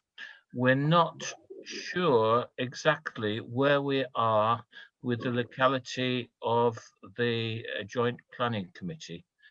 It was set up by statute, and I haven't seen anything yet in the structural change order or anything coming through to the executive to actually sort out the legality of that. So I wonder if Adele could probably pick that up and have a look at it and make sure that we get that sorted in the next few days. Thank you. Thank you, David. Thank you. Look, there are three outstanding hands up. I think we'll take them. And I think that's given a really good opportunity, as well as the comments that have been included in the chat box. And then we'll try and pull it together a bit in terms of a conclusion. So, Ben, who was next, please? Councillor Jason Smithers. Jason, go ahead. Thank you, Tom and Ben. Well, firstly, I've got to thank the Task and Finish group. Look, I'll be perfectly honest with you, hell of a job that you guys have done here. It's a difficult job. We've all done these Task and Finish groups. They aren't easy, and you know, hats off to you. You've got us into a reasonable start there. And how fantastic is it tonight to see the debate that's going on? And so many of you are so passionate about it as well, which is it's refreshing, and it just shows that, you know, democracy is alive, and we are willing to voice our concerns, and that we have tonight. I just wanted to touch on a couple of points, like the technology in planning, you know, with the Zoom meetings. I think that's an absolute must going forward if we're allowed to do so, because, you know, some people may not want to travel. However, it shouldn't be a barrier to people that do want to travel. So, you know, that is important that part is brought into that planning thing. We talk a lot about localism, and I think some of you have picked up on this already. Localism, you know, we really have to listen to our locals. We have to. They have, you know, they are paying the council tax. We have a duty to them to provide a robust planning system. And if a member of the public comes to us and has a real reason for not wanting something to go through, as a local member, you need to have the assurance of going to that officer and saying, I would like to call this process in. It doesn't need to be jumping through hoops. If there's a material reason why that process should be brought in, then it should be simple. It's democratic, and that's what we're all about. I think, generally speaking, the officers have got a good flavour of the meeting. You know, the chat's been very lively, verbally and written down the side there, and I've been following that with some interest. But I think we need to also be looking at those areas. You know, there's a massive workload coming our way. And we all know what's coming our way. It's a lot. And to have the two committees and the overarching strategic committee is not ideal. However, you know, if it can be demonstrated to us that it's workable, that let's listen, let's take that point on. However, I think we need more, again, to tap into the localism side of things as well. The other thing, we need to definitely think about our members' ability to feel inclusive in this process. And I just get the impression at the moment that it's almost like a sidelined process where we're not being so inclusive in that. And I just want to see a proposal come forward, be it from the Task and Finish group or Adele or whoever, that sort of takes in tonight's flavour of the meeting and gives us something that we can all get our teeth into and move on to the next issue, because crikey, there's some issues we've got to get over yet. But that's what I've got to say. Thank you, Chair. Thank you, Jason. Ben, I think it's Councillor Rowley, and then I think Councillor Roberts will have the last word. Oh, a long time. Thank you, Chair. I will be really quick. Thanks, Rob and Adele and the Task and Finish group for the presentation. Agree with most of it. One thing I would say on the two areas is, we said localism, but how are members of the public going to get there? If we take the north-south, for example, if you're in Oundle and you've got a planning application, you've got to get over to Kettering, presumably Kettering or Corby, on public transport. That at 7 o'clock at night, that's going to be non-existent. One that was suggested in the chat area that I really like the idea of is, if we are having the two areas, that we move the meetings around. So if you take the north-south one, for example, or the east-west with Kettering and Corby, if we have the meeting in Kettering, then we look at all the Kettering area applications so that members of the public can get in easily, and then we move to Corby and do Corby's areas applications. That's a sort of half measure between the two if we have to have two areas. It's a suggestion. And then finally, one thing I haven't heard at all, which I'm really surprised at, is Gypsy and Traveller applications. Are they local or strategic? That's all, Chair. Thanks. Thank you, Councillor Rowley.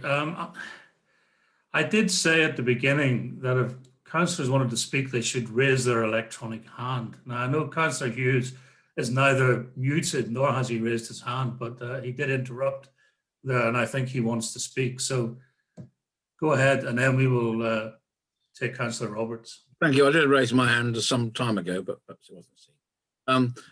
I want to be very brief and say the mood of the meeting, presumably tonight, although it's not making a decision, it obviously is a consultation, and I hope the consultation will be taken into account when making a decision. One, that it seems the mood of the meeting is that 4 area meetings are better than 2, for all the reasons that I won't repeat here because we've already heard them. And secondly, it is wrong to think that planning is an exact science. It isn't.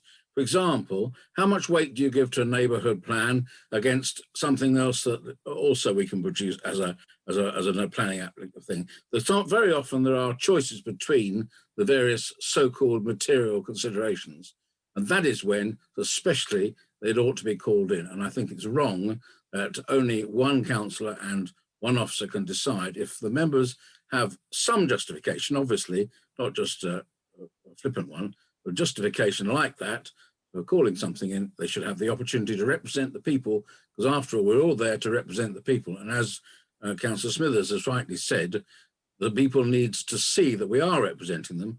Otherwise, there's no point in us being councillors. Thank you, Councillor Hughes. And I think finally, Councillor Roberts. Yeah. Well, what an evening. Thank you, Chair. That's been really fascinating. I've always thought that planning was one of those things that I should stay away from, and after tonight I think I've confirmed it. I think there's got to be an element of trust. The officers have gone off and done a tremendous job, as have the Task and Finish group, and they were asked to go away and think about this, and they've come back with their ideas. And it's for us now to comment on them, which we've done tonight. A number of people have said, oh, will we be listened to? Yes, you jolly well will. All of the points that have been made tonight have been made a note of, and they will be dealt with. But we do have to move forward as a new unitary council, and we do have to do things differently, but we mustn't make them worse. I think there's an inclusion and localism. I like all of that. I think it's very important that we stay local. It's very important that we include everything. And I've always said I'm prepared to stay there for as long as it takes to listen to everybody have their say. And I know Tom feels that way as well. So you've given a clear steer tonight, and I think the officers and the task and finish route will go away. And I'm looking forward to seeing what comes out of this. But thank you, Tom, and thank you to the task and finish group, and thank you to the officers. Not an easy task at all, but you did achieve what we set you, you set out to come up with an idea, and you've done it. Thank you very much. Thank you, Russell. Before I try and sort of pull this conversation together and conclude, I think I'd like to invite Rob Bridge, the Chief Executive, to come in at this point. Rob, are you there? Yeah, I'm here.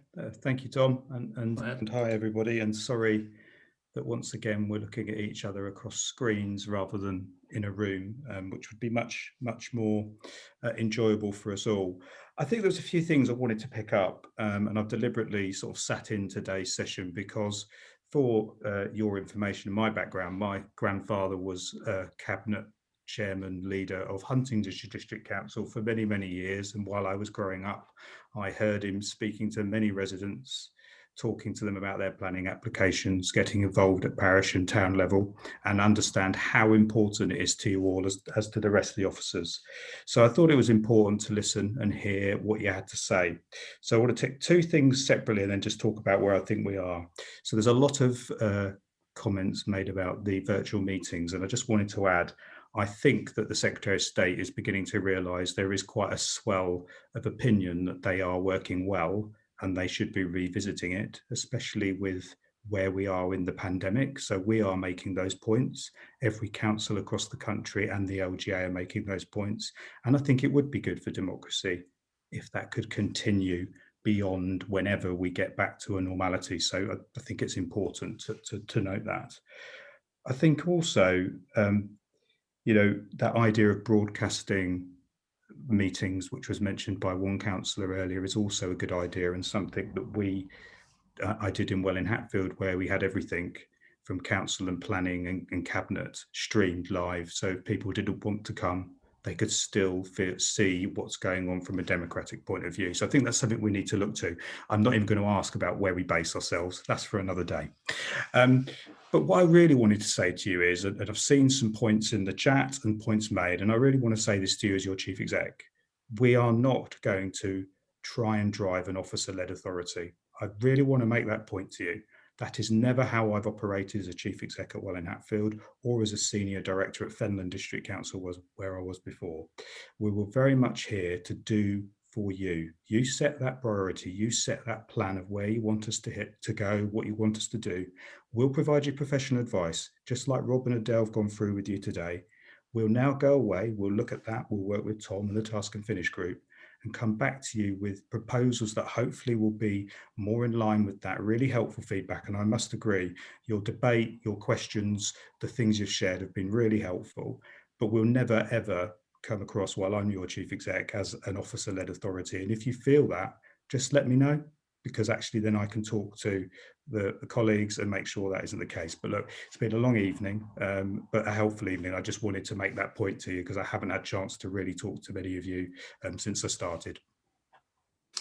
Thank you, Rob, and that's very reassuring. I'm glad you said that, and I think all of us are keen that the new authority is a member-led authority. It's an authority where members drive the agenda, but where there's mutual respect between officers and members about ensuring that the agenda that they want to see delivered is delivered in as professional a way as possible.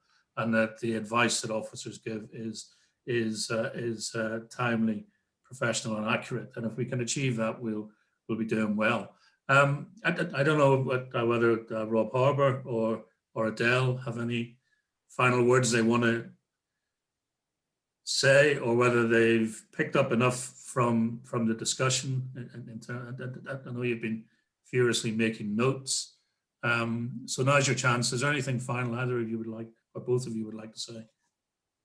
Well, I think for me, Chair, there's nothing I want to say really in response to the comments, because by and large, the purpose of tonight was to put some proposals to members and then listen to the feedback. And there's been plenty of that. And as you say, I've certainly spent the last hour and a bit furiously making pages and pages of notes. So I think really the only thing that I wanted to do was to give assurance to members that we have been listening and that we will take away the feedback from today, and we'll have to give it plenty of consideration to try and come back with a sensible proposal that hopefully addresses many of the points and the concerns that have been raised this evening. And really, other than that, it's just to thank members for their time and their input tonight. Thank you, Rob. Adele? No, thank you. I think it's covered pretty much. Just thank you for coming. As I said last week, it's really good that members are so involved and vocal about constitution and planning and all these governance matters, which is really refreshing. And I think the other thing is that, this constitution, as Rob said, it's your constitution. It's quite often referred to as the monitoring officer's constitution. It's not my constitution, it's your constitution. So you need to be comfortable with it, and it needs to reflect how you want to be as an organisation. So the feedback's been really helpful, and we'll definitely take that back to the Task and Finish group. And so we'll do that as soon as possible, and I'll get the other documents out to you as soon as possible as well. Okay, thank you then.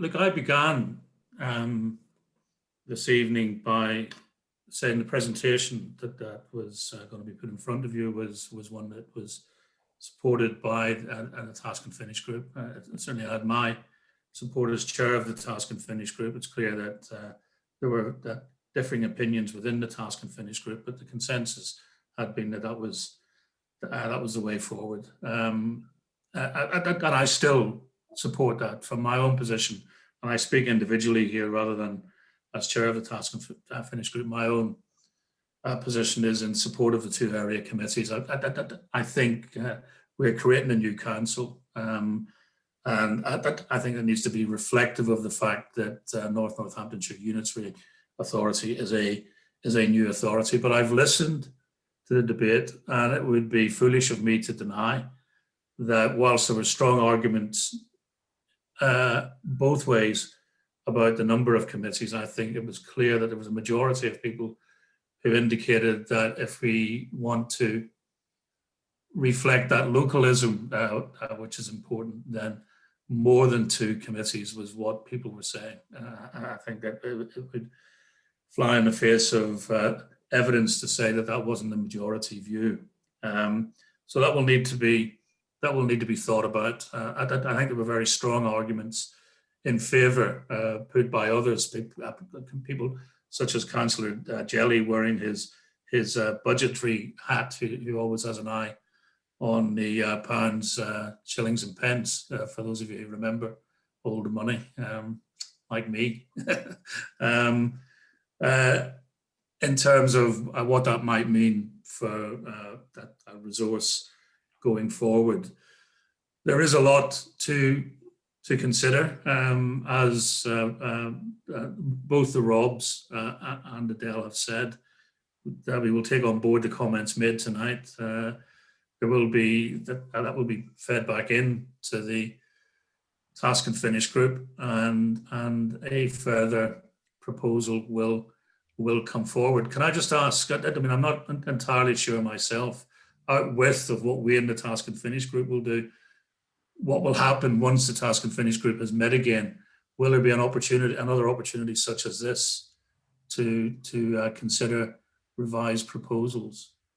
I'm looking at maybe Adele to answer that.